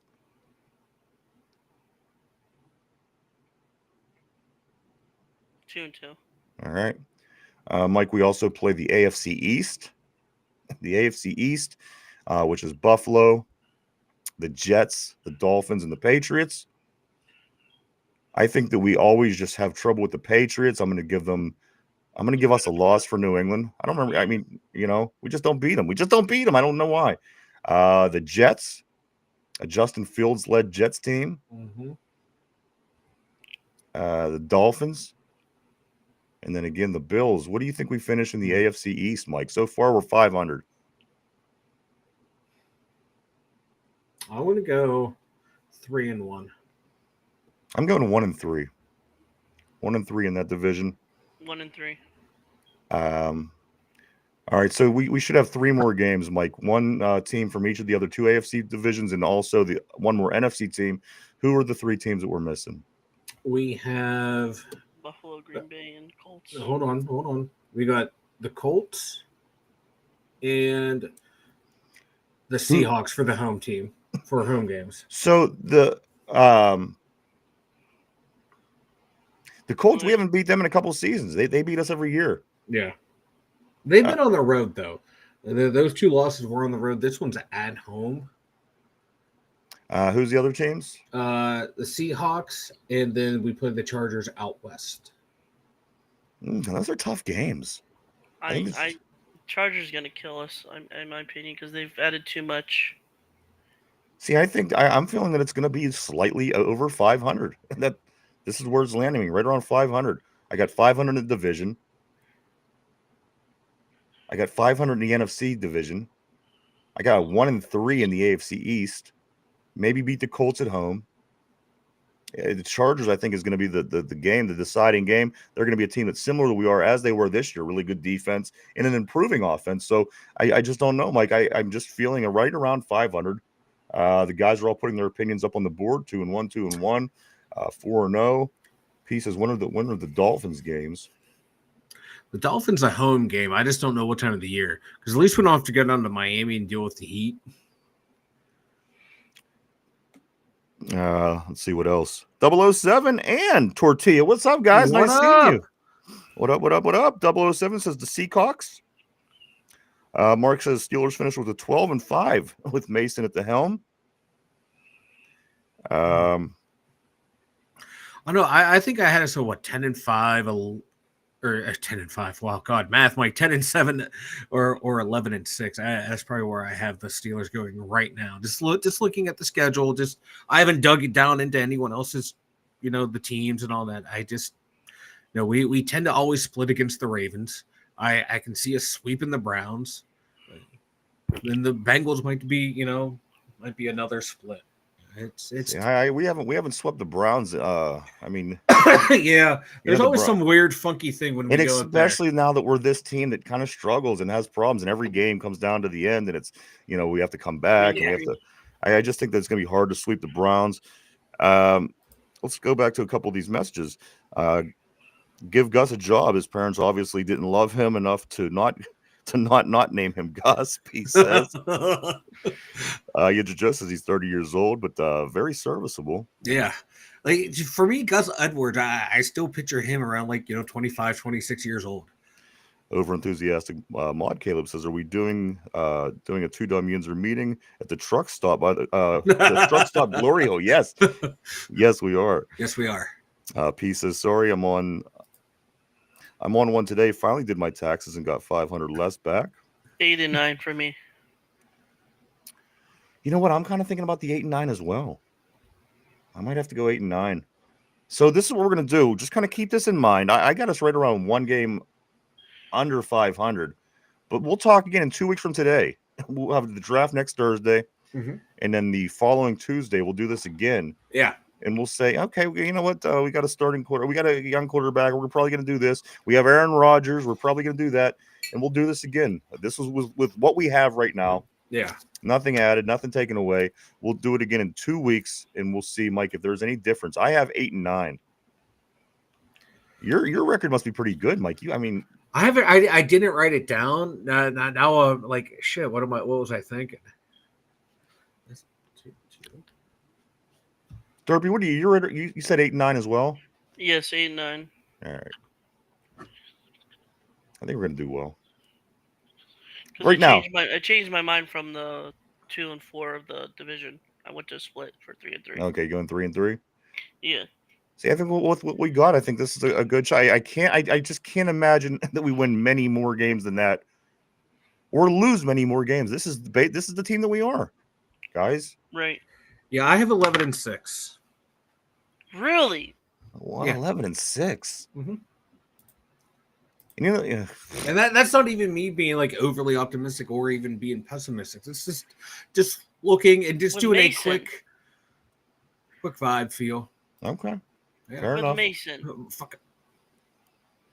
Fair enough. With Mason. Pete with Morton Mason, says Mike. Mike McDaniel's going to start drinking again this year. Unfortunately, He needs to do something down there. He needs to change it up because that team be softer than Sharman. I don't know. Mark Malone and I are kind of on the same vibe with the record here. what's Mark got? He's 12 and 5 with Mason. I have 11 and 6, man. I don't know, if I had the skullet, I might be fully on board with the 12 and 5. He says the Chargers are cursed. Richard says 9 and 8. Richard also says we always end up meeting the standard. Yeah, I know, but that's what makes this year weird to me. Again, it's almost a shit or get off the pot season for me. But on the other hand, it's complicated. The Steelers got a lot of things going on, guys. Again, we still have a lot of positions to fill in the draft. We'll do it again here in 2 weeks. We'll see if we change our tune. Again, I have us at 8 and 9. Mike has what did you say, Mike? 11 and 6. 11 and 6. So we will 8 and see. 9. We'll take a look and see how that changes. Yeah. All right, guys. What do we want to do? What do we want to do next? Do we want to? Let's jump over to the Pirates real quick because Paul Skeens did pitch yesterday. He gets a win for the Pirates. The Pirates beat the Nationals by a football score 10-3. The Pirates improved to 6-11 on the season. The Nationals dropped to 6-10. This is just exactly what the Pirates needed for the season, Mike. The Pirates not only outscored them heavily, they out-hit them heavily by putting up 14 hits up against the Nationals 6. Paul Skeens, he goes 6 innings, gives up 3 hits, 1 earned run, 0 walks, and 6 strikeouts. Mike, between the 4 pitchers that pitched, they threw 0 walks. There was not a walk thrown by the Pirates pitcher last night in the win over the Nationals. Players for the Pirates that had 2 hits were O'Neill Cruz, Brian Reynolds, Brian Hayes, Frazier, and Valdez. Hayes and Valdez actually had 3 hits, Mike. And then players with 1 hit was Andrew McCutcheon, Henry Davis, Tommy Pham, and IKF. Pirates will be back in action today in game 2 of 4 versus the Nationals. Excuse me. Today at 6:40. The probables are Mitch Keller coming in with a 1-1 record, a 4.24, and 14 strikeouts. He'll be going up against Jake Irving, who has a 0-0 record with a 5.63 and 12 strikeouts. Mike, but the most important part about the game and all games in the majors today is Jackie Robinson Day. So if you turn on your any of the baseball games and you see everybody wearing 42, that's what's going on. Today is Jackie Robinson Day in the majors. Nice. So maybe, Mike, again, coming off the win with Mitch Keller on the hill, maybe we could put together 2 in a row on Jackie Robinson Day and start maybe working our way into a little streak. That would be nice. I do like what Paul Skeen said yesterday. He wants to be the stopper, the guy that if there is a losing streak, he's the one who goes out there and shuts him down. And my God, he's pitching and acting like a true ace of the staff, and he got the win. And hopefully, Mitch Keller can go out there and do what he does, just quietly pitch a nice, good game, man. Come on, Mitch. It's before the All-Star break, Mitch. I know you're going to do well. Let me get a couple of these messages here real quick, Mike. Just so we don't get backed up. Yeah. Mark Malone says, I'm growing my hair preemptively. If I start going bald, I'll already have the back and sides long. Ralph, what's up, brother? Ralph says, hey guys. P says Miami is on the rotation for every international hooker with an Instagram. They will never win anything.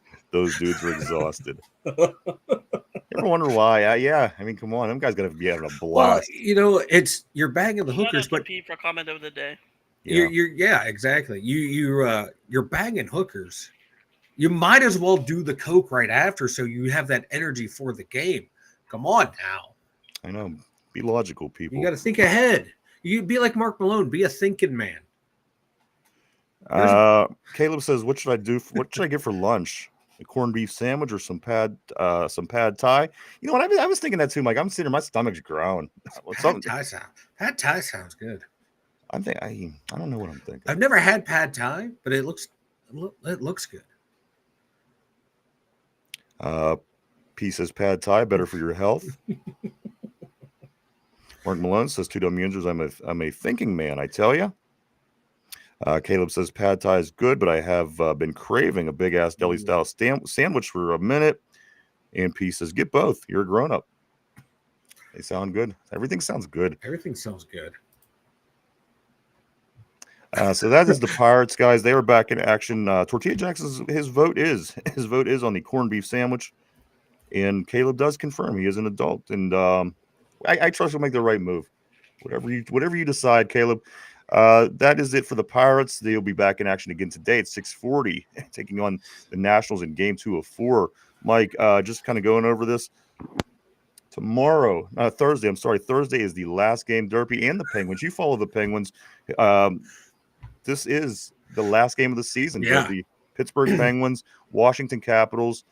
When is it? Tomorrow, Mike? Is it tonight? Tomorrow or Thursday? It should be Thursday.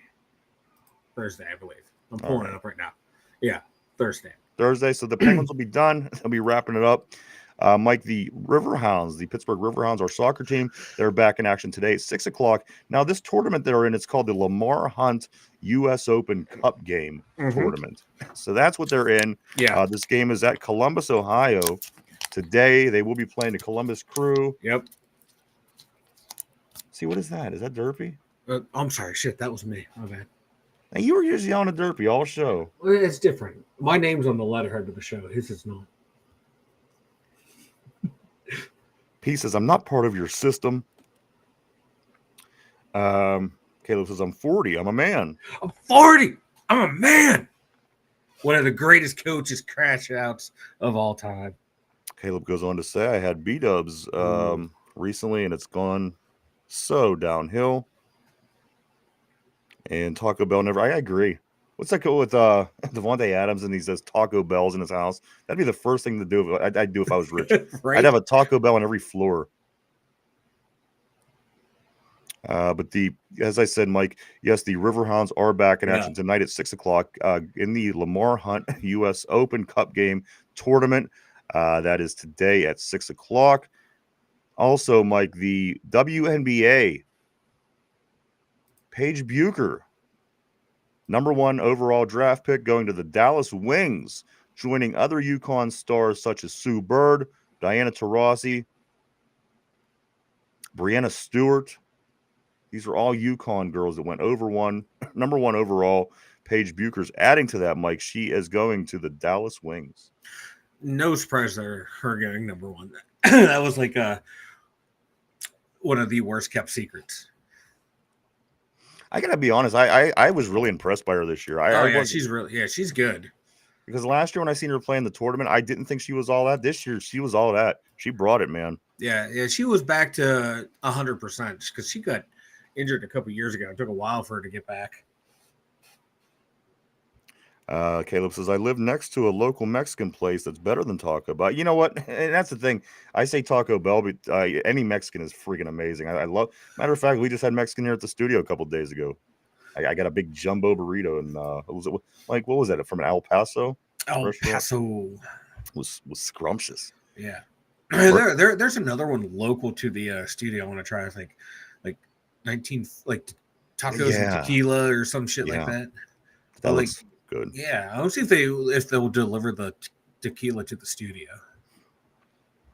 Mark Malone says, "Hell yeah, that's where Mason got the Fury to go after Myles Garrett." He said, "Caleb, it's Wendy's for me, or Five Guys." You know what? Wendy's is one of my favorites too. You know what? I thought my go-to sandwich my whole entire life was the spicy chicken from Wendy's. Anytime throughout my life, I felt, I have to get a quick fix. I got to get my fast food, something in my stomach. It's always been a spicy chicken from Wendy's. Yeah. Always, my whole entire adult life. Ooh, chicken tacos. Mark one. Oh yeah. Little lemon zest. He says, like the hottest lesbian, Miss America. Paige. Welcome back to the Yinzer Food Hour. Hey. Which I don't disagree with. Hey, you're the one to be talking, Derpy. You're over there eating the entire flipping episode. Derpy, you're the one that keeps. You're the one that keeps up with the. Wait, do you watch wrestling? Here and there. Who's in this? Do you know who's in the big WrestleMania this year? I can list it off. Oh, I don't know. You got who's the triple threat match? You got Mike jumped in like he knew. You got CM Punk, Seth Rollins, and Roman Reigns. Yes. In a triple threat match. You got one of the Usos that goes yeet against Gunther, John Cena versus Cody Rhodes. That's about it. Those are the big ones.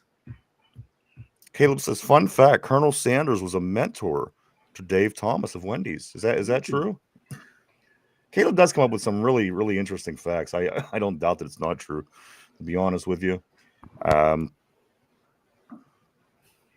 That's right. Yeet. P says, mass isn't going to add itself, people. Derpy started Food Hour with those chips. He did. Yeah, you're guilty, Oh, Derpy. the triple threat match. Who's the triple threat match? I've been trying to get an answer on this triple threat match for 10 minutes. CM Punk, Seth Rollins, and Roman Reigns. No, I'm talking about the women's one. Oh, who's in that one? Come on, Mike. What are you? Rhea Ripley, Io Sky, and Bianca Blair. Where's Liz? Where's Liv Morgan? Who's she wrestling? I don't think she's fighting anyone. What? Tag team match. Oh, that's right. Okay, where's Asuka? Who? Asuka. Mike, nobody likes her. Why? I don't understand what's your fascination because she's a fucking badass Japanese women's wrestler. She's not in it. Oh, her and Rhea Ripley are like the two best women wrestlers, man. Well, that and Liv Morgan, who is freaking hot as hell. She's not in it. Oh, that's right. She's hurt. That's right. She fucked up her knee or elbow. Dude, her ass is so hot. Did you see that new picture that's out? Oh, yeah. With those short shorts on? Oh, my God. What's Dirty Dom doing? That's what I care about. He's in a four-way match for the Intercontinental Championship. Penta versus Braun Breaker. No, I take that back. That is not him. That is him. Dominic. There's only one Dominic Mysterio. Yes, I take that back. Braun Breaker, Dominic Mysterio, and Finn Balor. I can't okay. That. Now that chick, see, that's the one with the long hair. I like that chick. She's like waving her hair around and great. shit. Yeah. Oh yeah. Rhea Ripley has huge thoughts. They're skull crushers, man. You know what that TV magic though? That TV magic, I'm telling you, with these wrestlers, they look huge on TV, but when you see them in real life, they're just they don't have fat. That's the thing, and this is why they don't look as big in real life, is because they're just muscle. There's no fat. and where everybody else has normal weight, they don't have it, but they have the weight of muscle. I got to be honest. I seen Kurt Angle very unimpressive in real life. This was during the height of his career. A couple other people, Mike. Was John Morrison? I seen him at a wrestling event. Yeah, He's a little dude, and don't get me wrong, he wasn't huge, but they look the camera work, whatever they do in the WWE, it certainly it dictates the way that you think about these wrestlers. Because again, Kurt Angle was my size. I don't think he was even as big as I was, but he was of course more worked out and more cut and more But I was not impressed at all. But during his time, like when he was in his prime, you can remember him coming out through the curtain and they have that camera view where they're looking up, and he just looked like a monster. He has all these muscles bulging out, and it really is. It's the TV magic with WWE a lot of time. Don't get me wrong, it's a lot of fun. But when I started seeing these guys in person and realized I was bigger than a lot of them, that's when I realized that there's a lot of magic that goes into the WWE. Oh yeah, it's a well-produced production. Yeah, great words there, Mike. You know what I meant to say. P says, I saw a page on a wrestling podcast recently. She would still get it. You know what I do want to get, Mike? Why don't you go ahead and give us the website information for the day? The2dumbyinjures.com. Check it out, everyone. It's over there. We got the merch store. A new design will be going up later today, and a new mock draft with TJ Watt being traded in there as a hypothetical will be up today as well. So check it out at the2dumbyinjures.com. Peace. Peace as Colonel Sanders tried to get Wendy's a soul. What a guy. No, you're wrong, Colonel Sanders. All right, guys. Question of the day. Let's move into it. Mike, Derby, put on your thinking caps. Everybody at home. The question of the day, guys, it's gonna ring right along what we've been talking about. The topic is 90s Steelers quarterbacks. 90s Steelers quarterbacks. As if this was Jeopardy, I'd tell you to start making your wages. Mike, 90s Steelers quarterbacks is the topic of the day. Derpy, Mike, everybody at home, everybody on the board, here is the question of the day. I only know one. He said I only know one. All right. Between these two quarterbacks, Neil O'Donnell and Cordell Stewart, who threw more touchdowns in their time with the Pittsburgh Steelers in the 90s? Cordell actually went into 2000s, so it's all together.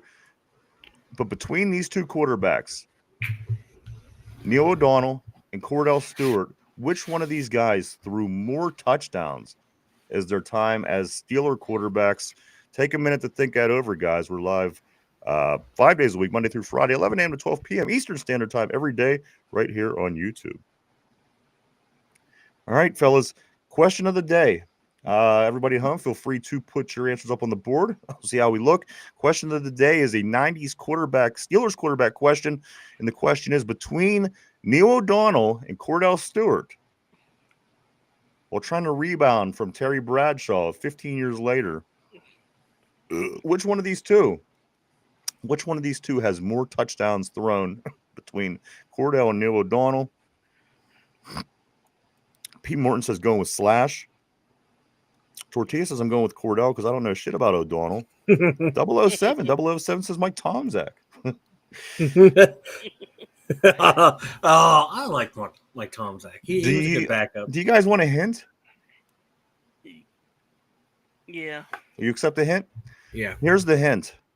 The number is 70 to 68. Out of these two quarterbacks, the one that has more touchdown passes has 70. The other has 68.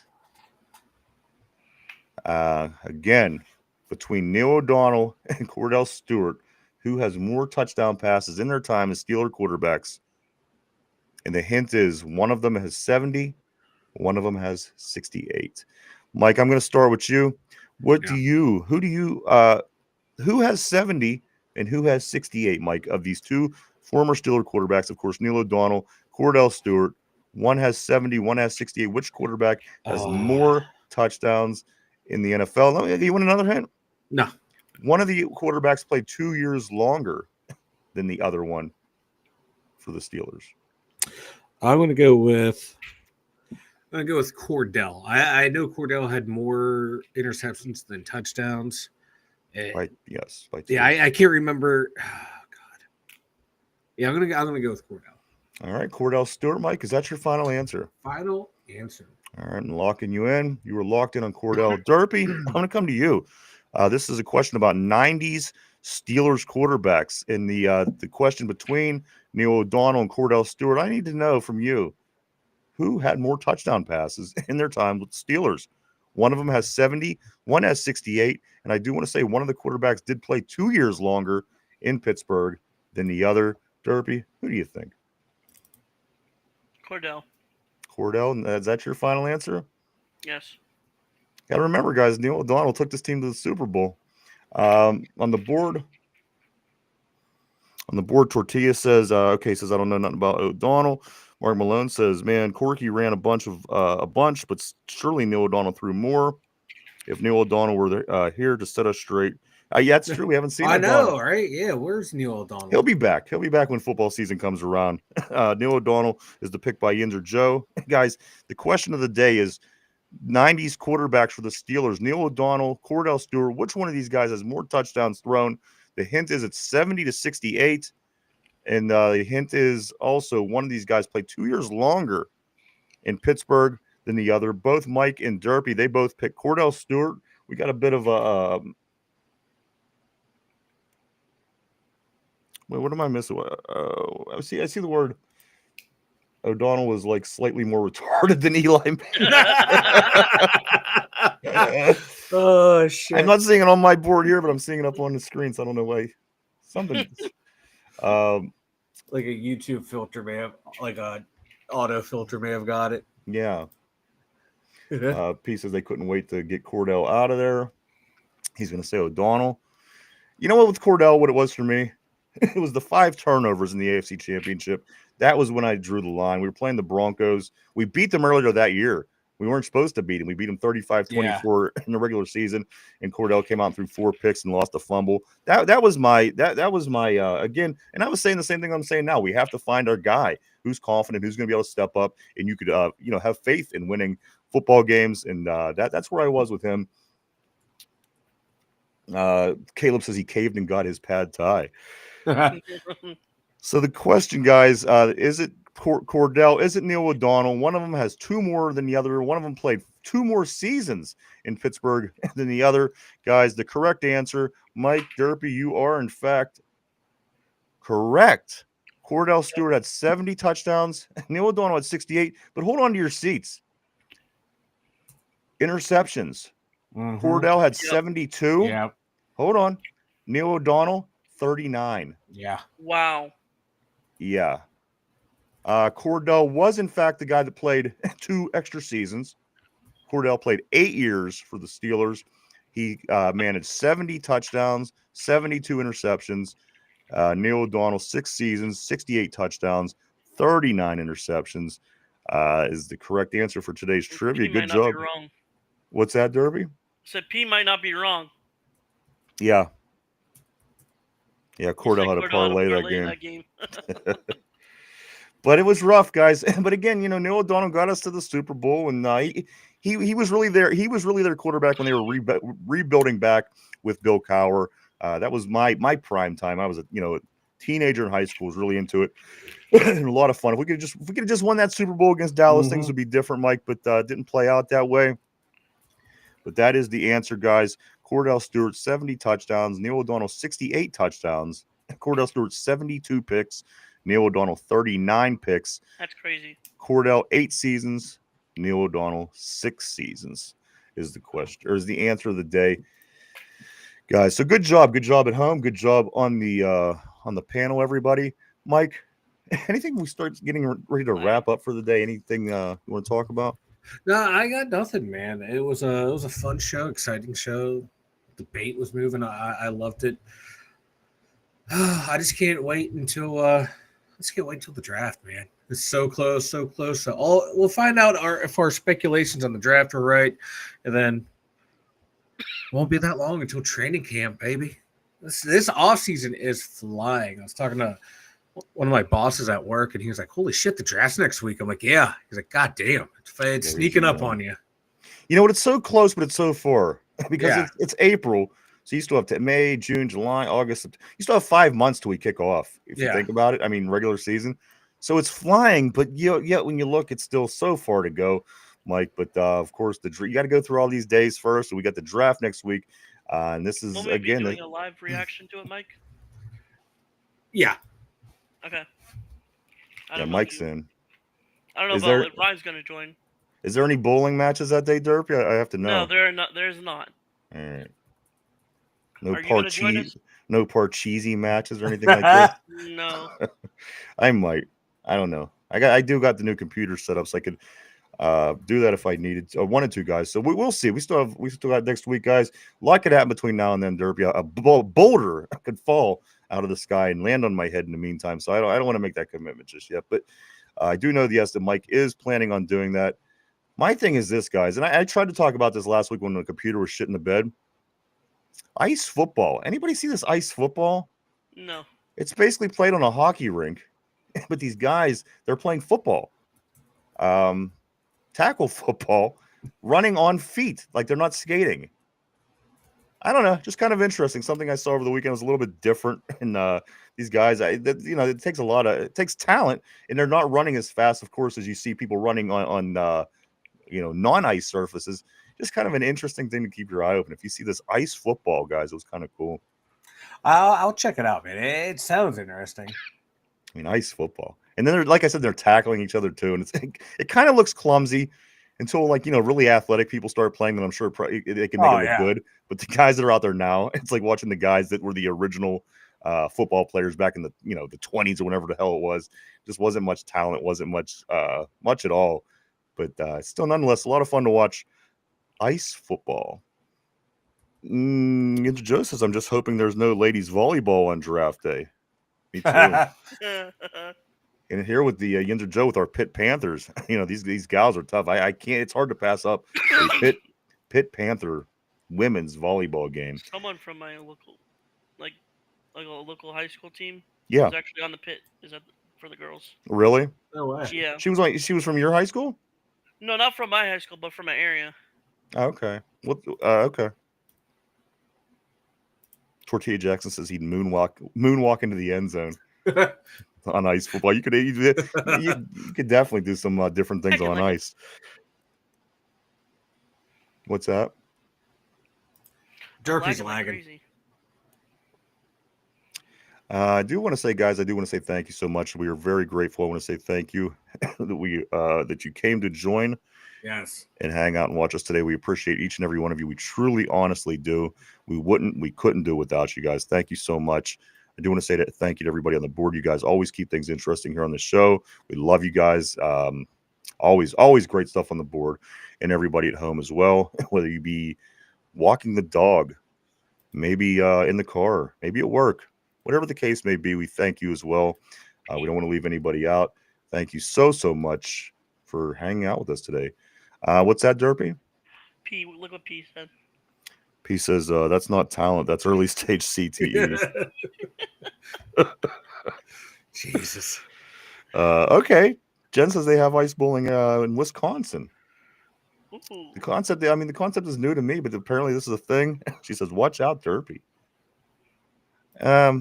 Anything else, guys? Anything? Speak now, forever hold your peace, Mike. We didn't get to discuss the Pat McAfee show thing.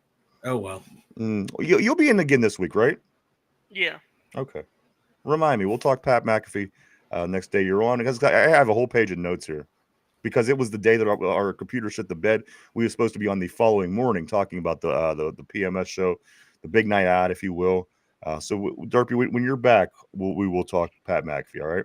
All right. Mike, Derpy, anything else? Speak now. I got nothing, brother. I got nothing. Good show, everyone. Don't be a Mike today, fellas. Everyone. Don't be a Mike. And Tortilla saying he got CTE through TV watching AB play. Yeah. Caleb says, I have been smearing off. I have been smearing off ice. Does that count? I think that's it for me, gentlemen. We thank you so much. We hope to see everybody back tomorrow. We'll be back tomorrow at our regular time. Everybody have a safe Tuesday. For Derpy, for Mike in the Autism Central mobile studio. I'm still waiting for my Steelers sign to show up. Shut up. All right. What are you going to hang it upside down? What's going on back there? Is that a corner on the back on the right there? That blue light in there. Is that a corner? Or is that just the way that light's sitting that makes it looks like it's a corner? The lightsaber. There's a corner there. Like, my camera got jostled throughout the show. I didn't have a chance to fix it. Okay. Yeah. When I was yelling at Derpy, I banged the table and it jostled. P says, I've been to Wisconsin. You probably don't want to be there 8 months out of the year. Jen says, I love it here. And same to you, Tortilla. Thank you so much, everybody. We appreciate each and every one of you guys. Again, we hope to see you tomorrow. We will be back at our regular time. Have a great Tuesday, and we will see everybody tomorrow. Have a good one. Alcoholic place.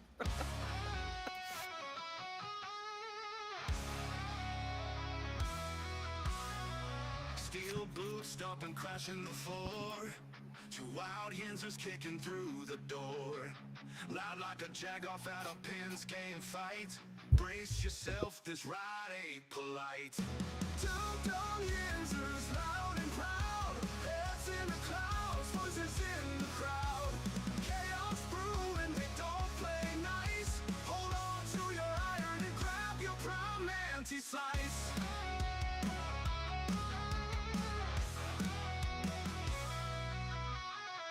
Tales from the burg with a hint of mayhem. Pierogi powered, nothing can constrain them. Knocking back stories like an icy cold brew. You never know what these two might spew. Two dumb Yinzers, loud and proud. Heads in the clouds, voices in the crowd. Chaos brewing, they don't play nice. Hold on to your iron and grab your prime anti-slice.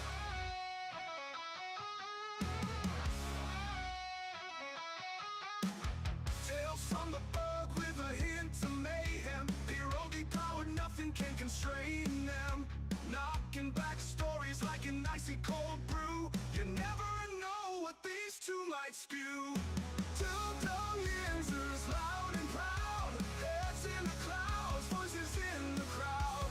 Chaos brewing, they don't play nice. Hold on to your iron and grab your prime anti-slice.